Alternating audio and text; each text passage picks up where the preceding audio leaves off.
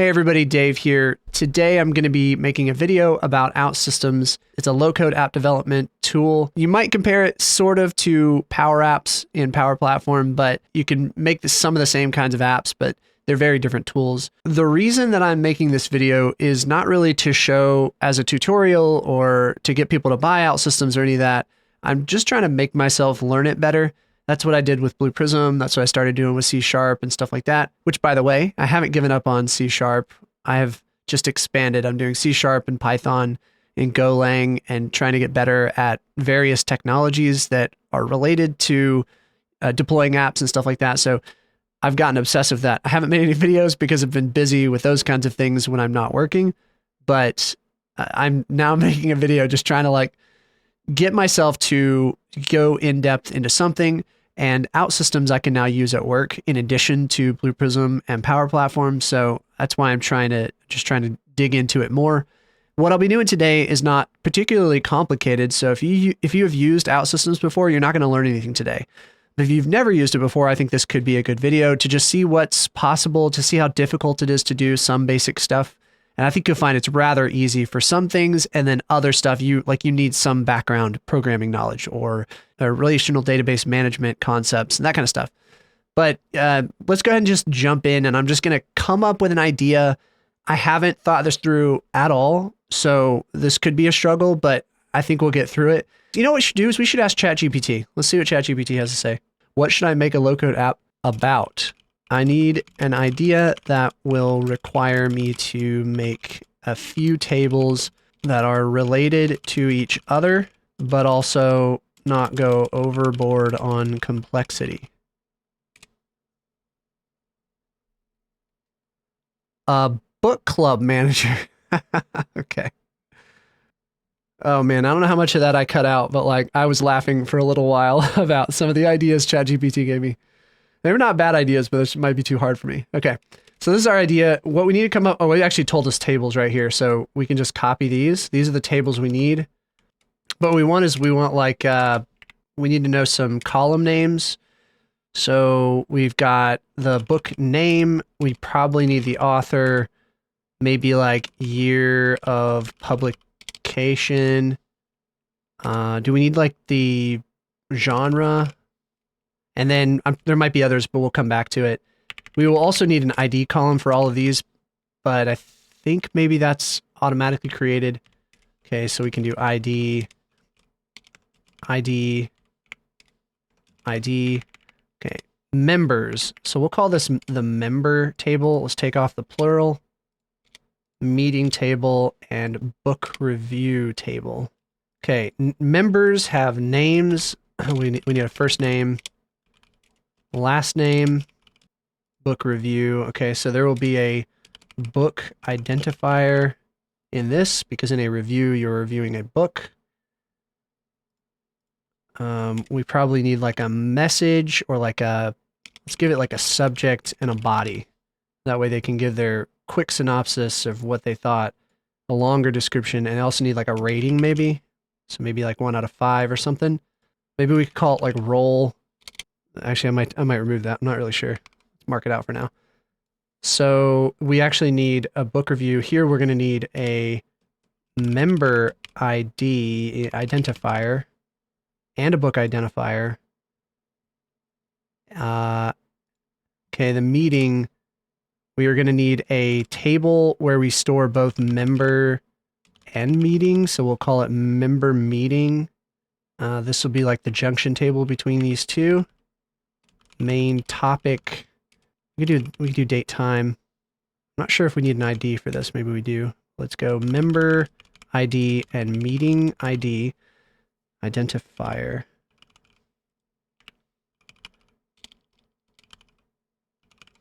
Okay, so this is what I've come up with. In case I decide to cut out my planning time for this, I just typed this out. It probably took me, let's see, how long have I been recording? I've been recording for 14 minutes, so probably the last 5 minutes or so was me typing out these ideas based upon ChatGPT saying hey, here's an idea. Relationships. Members attend meetings. Wait, members attend meetings. So we've got member meeting. And it's a many-to-many relationship because, so let's put that here.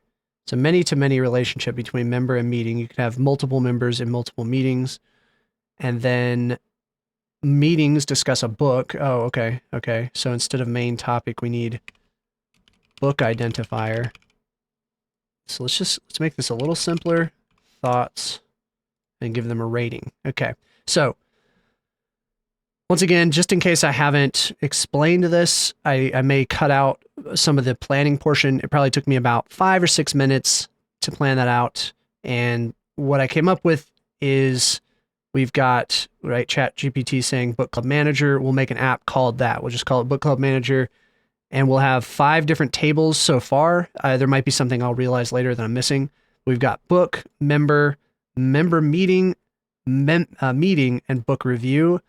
The relationships between these will become apparent as we make it, but anything that says like something and then identifier, this is actually what it's going to be called in OutSystems 2, and that's a way to relate different tables together. For example, we've got like a book has an ID and it's got other details, but in the book review, we're going to be reviewing a book, so that ID is going to go as one of the columns inside that table, and then I guess, yeah, what we're saying is each book review is different for each person, each member. So you might have 5 or 6 different book reviews in the same meeting.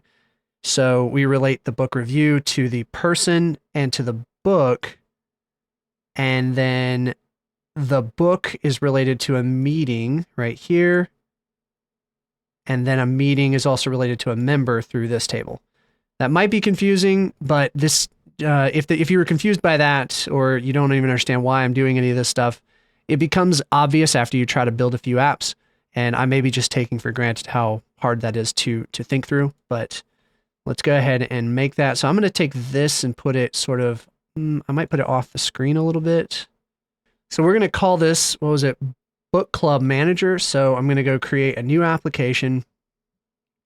We'll create from scratch. It's pretty cool how you can create them from an app that already exists. You can just skip a whole bunch of development effort by doing that, but I prefer to do it from scratch while I'm still learning. Okay, there's a number of different app types that you can do. I wanted to point out something that I just recently learned is you'd use service down here if you were just going to make like an API, and you definitely don't need a user interface. That's what you do down here. And in some cases, you might make 2 different modules, one that's a service and one that's a UI. So I can do that inside here if I choose to. So I'm going to do a reactive web app and go next. We'll call this Book Club Manager, where we keep track of meetings about wonderful books and our reviews of them. Okay, let's do blue and create app.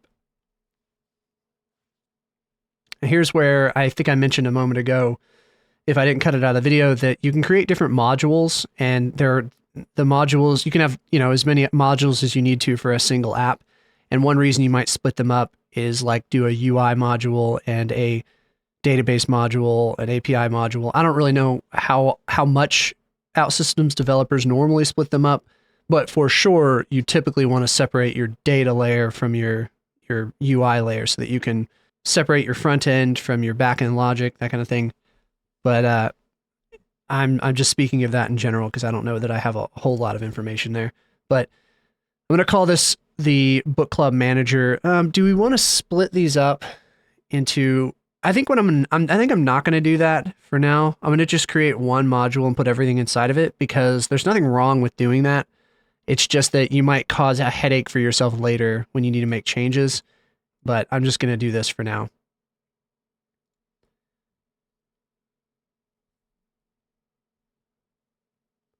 Okay, so right off the bat, a bunch of things get created, and I'm just going to click through this and see what's here. Okay, so we got processes, interface, logic, and data. And I guarantee if you're not used to OutSystems and I'm clicking around between these tabs, you're going to get very confused. But what I want to assure you of is if you get used to OutSystems, it will not feel weird at all to be clicking around between these. And it actually feels very good that they're split up like that, like they are, So take my word for it for the moment. On the left, this will kind of change depending on what kind of thing that I'm dealing with. So like if I'm dealing with a user interface, it will give me user interface stuff. Like, let me go ahead and just create a screen real quick and I'll delete it later. Okay, so if I'm on a screen like this, you'll see it gives me elements to drag over here, like text boxes and check boxes, buttons and stuff like that. And if I'm clicked onto something else, I'll go ahead and delete that, like a client action or a server action, then in that, it's going to give me a different set of options over here on the left side. But very similar to what I think we're used to with other, app development tools. So let's go get rid of this. And I'm going to try to create this in the simplest way possible today. And I'm trying to make myself do it in the harder way eventually, but that's not going to be for the first video. So I guess one thing I can point out is we've been talking about tables, so book, member meeting, book review. In OutSystems, tables are called entities. I'm going to add an entity to the database and name each of these after my tables. So book, member meeting. Again, the reason for this is not going to be obvious to you unless you already know relational database management concepts. Meeting. And we have a lot of M words. This is actually kind of confusing. Book review. Okay. All these have red lines under them because they expect you're typically going to have more than one field. I think if I hover over it, it'll probably say, yeah, book cannot be exclusively composed of an attribute with is auto number set to true or set to yes. So that's saying that this is an auto number field. And it's like our identifier that's going to be automatically incremented as we create more records. So I have to have more than one field. So I'm going to add, and I called it a field. So fields or columns in a database in OutSystems are called attributes. So I'm going to add a book attribute called name. I think there's a shortcut for doing this. It's like Control N. Yeah. So Control N. That's not what I wanted to do. Okay. Control N. I'm doing author. Control N, year of publication, Control N, genre, minimize this, and let's go over to book review, which is down here, Control N, ID, member, F2, member identifier, and what it should do is you'll see it did not automatically do it, member identifier. Maybe it's because I didn't have this thing like filled out properly. Let's delete this. I want to do the member first. Control N. Okay, let's do first name. Control N, last name. And we'll leave that. Now let's go back over to book review, I think it was. And let's try to add member Let's just do member. Let's see if it. No, okay. Member identifier. Okay, there it goes. So I think I just had to have the member entity actually like valid before it would automatically select the data type as member identifier. What this means is it's pointing to a sort of a record over here by using its ID attribute. You don't even have to deal with the ID. You'll practically never see it. Underneath it might be 1, 2, 3, 4, 5, whatever, but it's going to automatically deal with that relationship now. Okay, so we've got member. We need meeting now. Date time. And I guess I could be pointing out the date time automatically gets set to date time because it kind of uses keyword identifiers to figure out what the data type should be.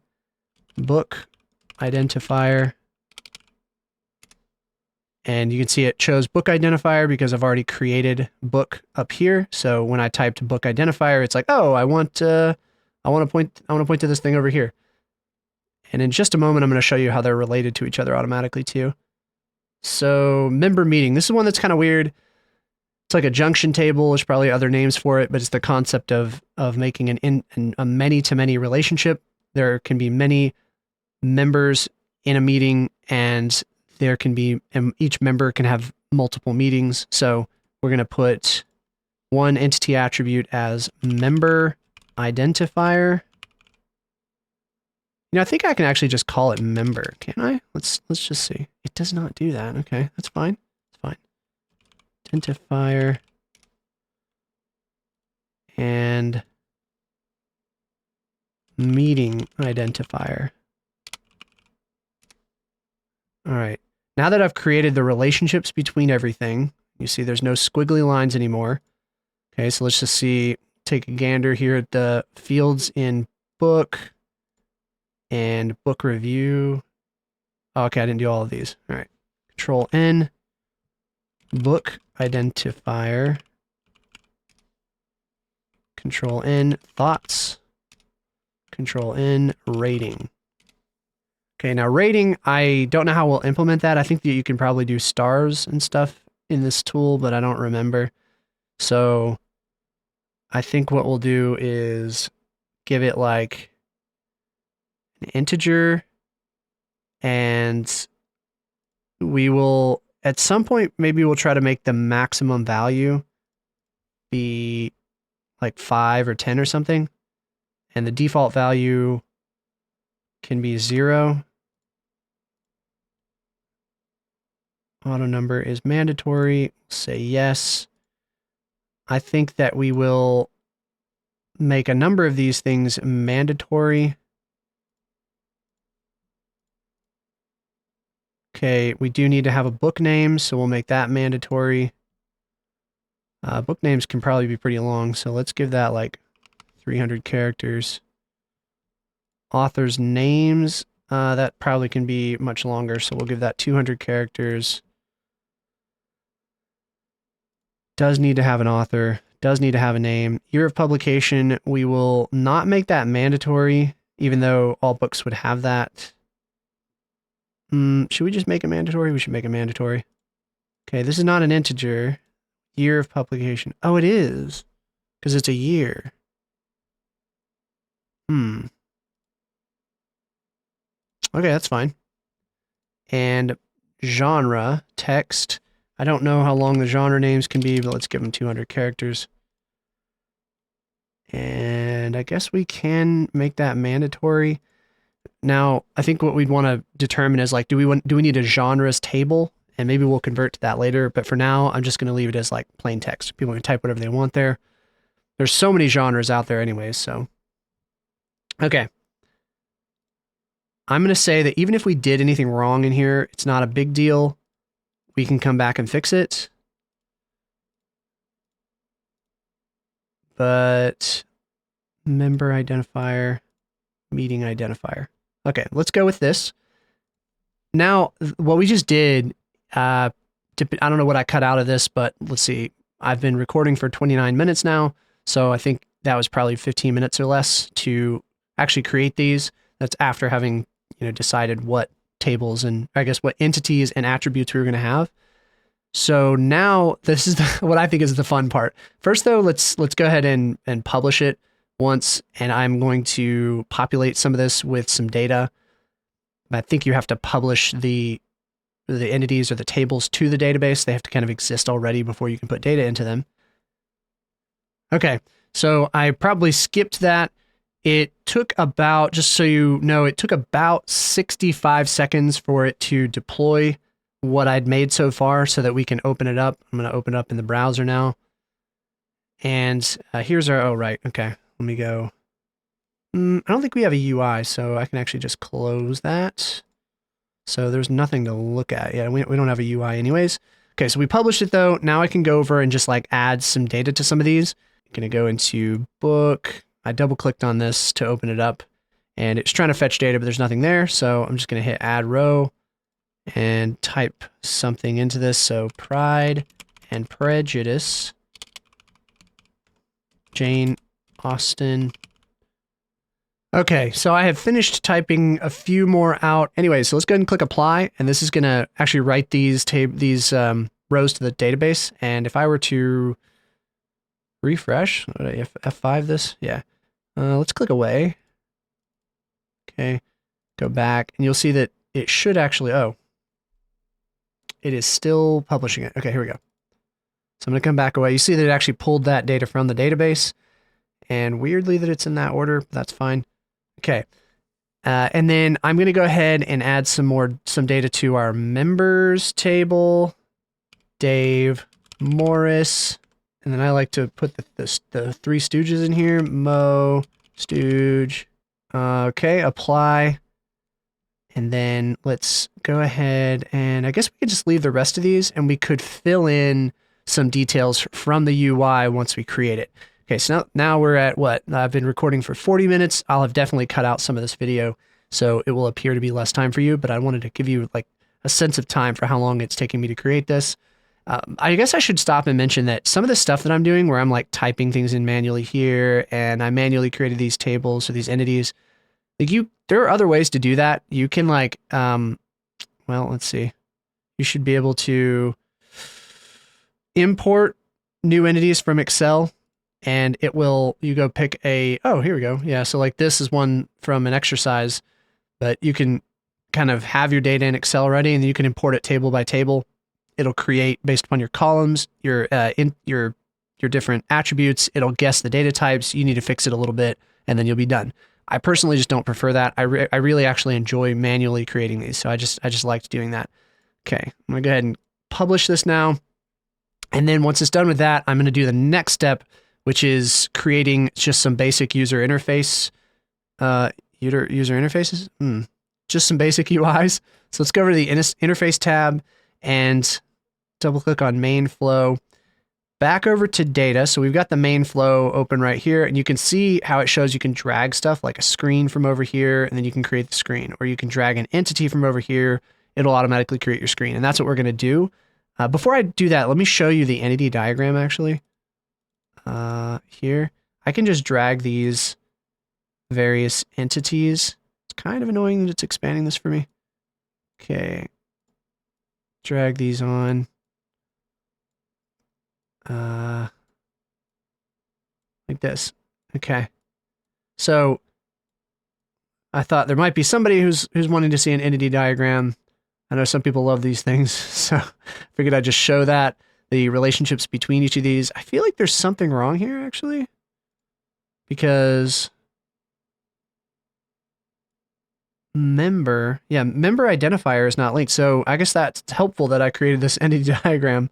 We go down to member meeting, and member identifier does not look like it worked. So I'm going to change the data type to member identifier, and you can see it immediately popped up here.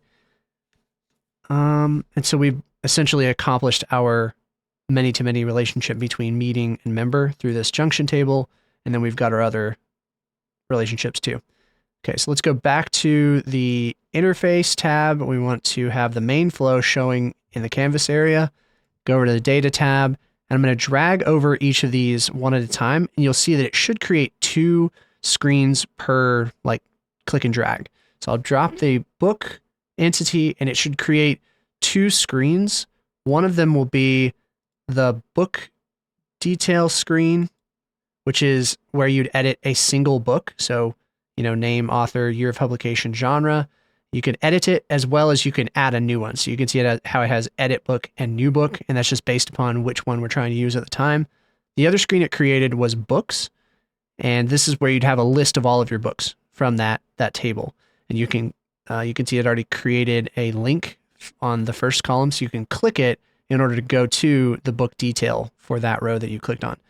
Okay, let's go ahead and actually just publish, and I'll show you what this looks like. It automatically chose the books. You can see this little home icon. When it loads up, oh, I just realized I messed up. Okay, so I don't feel like logging in. Ideally, you always want to only show screens to users that are registered and are supposed to view those screens. But because I'm lazy at the moment, I'm going to check this anonymous box, go to this screen, check the anonymous box. That way it lets anybody get to that screen. So like if you got this URL from my screen right here when you see it, if this app is still hosted by the time you see this video, you could theoretically go to it and fill out stuff as well.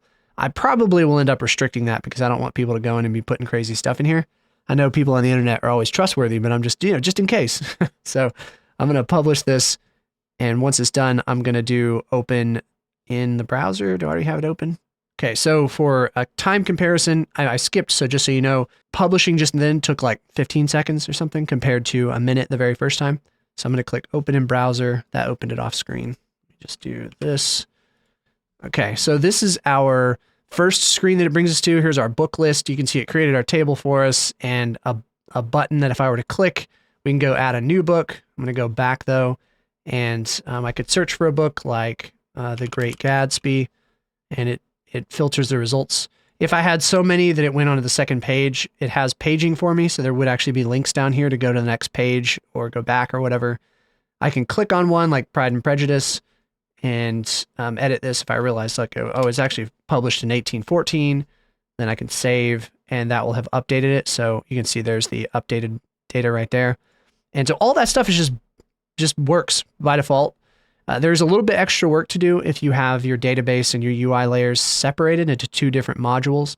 But in this case, I chose to keep it the same because I wanted to keep the complexity as low as I could. So I'm going to go minimize this. In the future, I'm going to leave this open. I'm just going to refresh the screen. Actually, let me just click this. Okay, so let's go create our other screens. I'm going to go back to the main flow and data. I'm going to drag. Let's do member next.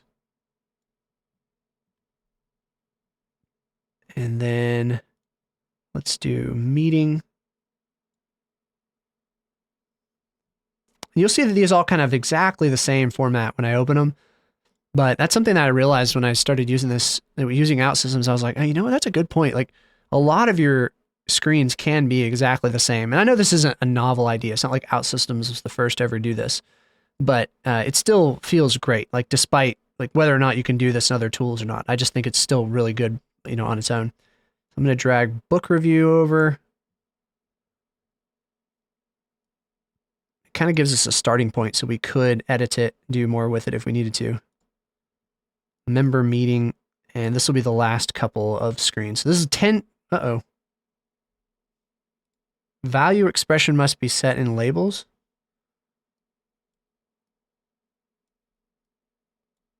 Say what? Okay, let's click on this.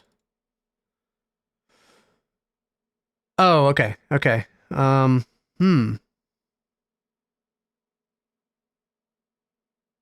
So this is, I see. I guess this is asking me when I want to associate like a member. This is a meeting. Wait, member meeting. Right. I'm trying to associate a member and a meeting. That when I do the meeting identifier, what do I want to be in the text? I see. I think I'm going to just do the date time, maybe? I'm not really sure. I didn't really think about that. And this doesn't have a name. I probably would come back and, like, maybe I will come back and rename these to have a name based upon what they're actually doing. And let's see how this looks by itself. One thing that's going to be a little weird is going to a different screen to associate a member with a meeting. That is not something that you have to do. It's just because I'm an actual newbie at this using OutSystems. So there's probably a lot easier way. Like you can embed this in the page of the meeting or whatever. Okay, so about 10 seconds to publish that time. Let's go back over to here. So let me refresh, just make sure we got the full latest version. Okay, so one thing you'll see is it did automatically put all my screens in the menu up here so I can get to them. Like members, this is, dang it. Okay, all right. Okay, we gotta make this anonymous. Give myself the ability to get in here without logging in. Before we finish the video, I definitely need to come back and make these not anonymous so that you have to register to be able to get in and use this. Okay, it's published again. Now I'm just going to go back and refresh this, and it should let me in because no, I have it going to the login screen. Let's try this. Okay, so here's my book list. I could add books, could add a member, right? So I can go add member here, and we could say that I'm going to add Terry Pratchett in here. Been reading a book by him recently. Save. Okay, so Terry Pratchett's not in here, and we can add him to meetings and stuff. So let's go to a meeting, and let's add a meeting. Okay, let's say that we're going to have a meeting tomorrow at 8:30 p.m. And the book we're going to review is Don Quixote. Okay, it's going to be a really scintillating meeting. Oh, this looks terrible. Okay, clearly I would want to go edit this screen. Oh, because the date time justifies to the right. And it's kind of like giving equal distance from the right and left side of the screen to these two fields. Anyway, we could adjust that. Let's go to the member meetings, and I need to add member meeting. Okay, so we want to pick, this is our only meeting right here. So I'm going to pick that meeting. I'm going to put Terry into that meeting. Let's add somebody else. Let's add Dave to the same meeting. And now you can see that for, you know what? This doesn't make any sense. This member meeting list screen doesn't make any sense because we're just listing the members, but it's not associated with a meeting. So this screen in particular doesn't make sense. It doesn't make any sense at all. I think we would only have this screen where you can do new members. Let me click on. Yeah, so this is definitely something I'd want to come back and adjust. Let's see if book reviews makes any sense. Add book review. Let's say, right, we were going to do Don Quixote, and Dave thought it was amazing. And then I'll give it a rating of wait, we didn't decide if this is going to be like a max of whatever. So let's do like maybe 0 to 5 stars. So I'm going to get a 5-star rating. And then a meeting with, Terry Pratchett in discussing Don Quixote. So his thoughts are going to be, I also think it's amazing because Dave has great taste. Uh-oh. Look, I may not have given us enough characters to go with. Okay. Let's go change that real quick. Book review. Look at that. I put 50 characters. I guess we'll do like 5,000 characters. And there was another problem that I had, right? It was like, I don't remember what it was now, but let's go ahead and do this and submit. So he'll give it a 4-star rating though. And let's go deploy. Just show that like when I do this, since I increase the length, the data that I've already put into that field should not get deleted. If I were to decrease that might happen, but I increased the size of the field or the attribute. So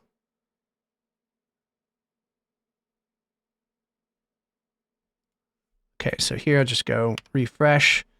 I'm going to go back into Terry's review, and because I increased the field, I should be able to increase this now and say he has great. Uh-oh, I still can't do it. That's interesting. Huh. Let me see if I have to, like new fields or new like entries. Test. Oh, you know what? Maybe this isn't like, maybe the actual UI. Where are we? I'm gonna go to the interface. This is in book review. Detail? By the way, this isn't as crammed when you have it full screen. I have this kind of smaller on my screen like I normally do so that I can make it easier to edit for the video, but it's normally easier to see everything. Thoughts. Oh, there we go. Look at that. Okay, so I actually have the max length of the input field itself at 50. Mandatory false. I don't know. It might make more sense for this to be like a text area, because this is not a text area, right? This is input. Multi-line field allowing the user to input data. Yeah, let's try to switch this out. Okay, so I need copy, put this over here. This is 5,000. Text lines, I guess we can give them 3. Looks like they can expand it too. Prompt. Tell me what you think.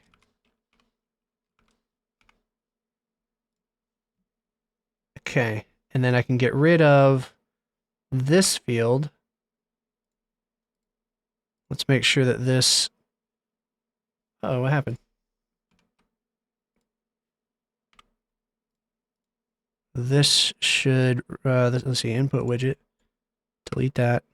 Change this. Okay, so this is a label, just to point out. Like, I dragged over a text area, but I didn't bring a label over. I deleted the other field, and so I stole its label. And OutSystems can, kind of it gives you the ability to point to a specific input, and it was pointing to one that didn't exist anymore, so I just changed it to point to the new text area input. So I'm going to save this now, publish it. Okay.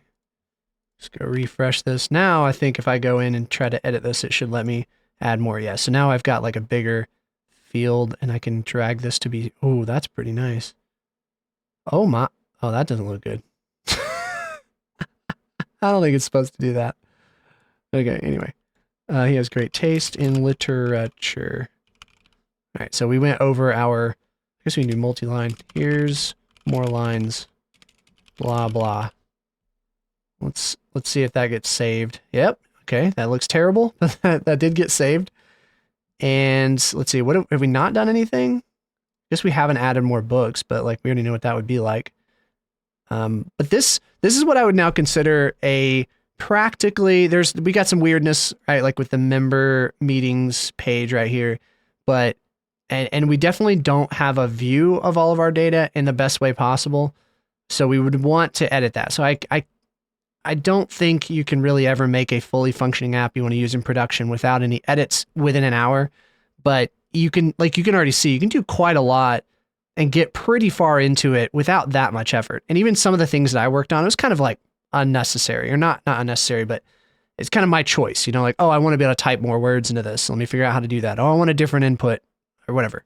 So this is, I guess we'll probably leave it at this, because I think this shows what you can do with OutSystems and how you can create different screens fairly quickly based upon your data. And this is the same thing. You kind of follow the same format for almost any application you want to make. There's no reason to go away from this format of like some of your functional buttons being up here, your search, your web pages typically have their header or title over here anyways, data in the middle, having rows of data. Well, this is probably a different screen to show this better, but rows of data from your table here, and then a separate screen for editing that data. And then this pretty much gets you everything that you need for most kinds of data sets, just to track the data. You can't, maybe you don't have a ton of functionality. We haven't done things like using server actions or client actions. We're not running any JavaScript in this, but you can do all that stuff. We're not messing with the CSS or any of that either, but you can do those things if you want to. You can set up REST APIs, and I haven't messed with any SAP or SOAP, but I've definitely messed with the REST API, both consuming and exposing REST APIs. You can set up scheduled tasks to run so that if you need something to happen at a certain time, maybe archiving or I don't know, notifications to go out about people being late on something, whatever. There's a lot of stuff that you can do, and you can pretty much ignore it for just like the basic storage of data, if that makes sense.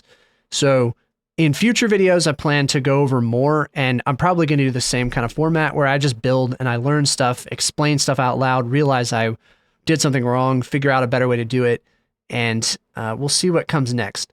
So I guess that's all I have, and I will leave it at that. So thanks so much for watching, and I'll see you in the next video.